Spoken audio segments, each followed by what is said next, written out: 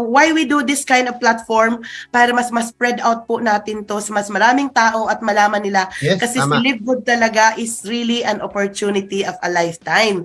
So ngayon yung isang tatanungin ko, ano yung dahilan? Kasi itong taong kasama natin ngayon in front is really having a good job in the government. Medyo mataas ang kanyang ranggo, no? Mamaya ko na po siya papakilala ng bonggang-bongga. Pero let us hear from him, no? Ano yung main factor that drives you, that ignites you, na gawin talaga si Live Good ng to the highest level, Coach Alex? Okay, good evening sa lahat. So Yes. ako diretsohin kita, Coach V. Yung talagang nag-udyok sa akin bakit gawin itong Live Good is yung financial rewards. The generosity of the company. Napakaganda ng generosity ng company. Mapagbigay. Alam mo bakit saan talaga ako na-udyok? Hamakin mo nung unang send sa akin nung link. Hindi ko kaagad pinansin. Alam mo ginawa ko, ni-research ko siya.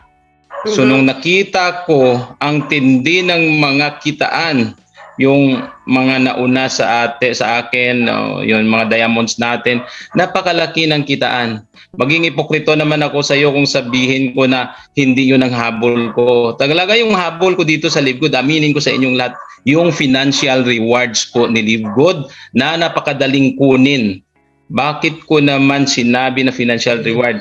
Dahil sa panahon ngayon talaga, ang kailangan ng Pinoy ay pera at financial stability. Hindi ko naman sinasabing mukhang pera tayo, pero sa panahon ngayon na napakagipit ang mahal ng gasolina, kuryente, tubig, financial rewards ang nakapaudyok sa akin para gawin ito dahil nakita ko napakaraming diamonds kumikita ng mahigit 500,000 every month in month, patuloy na patuloy. Kaya yun, Coach B, financial rewards, yun ang talagang nakita ko sa Live Good. Thank you.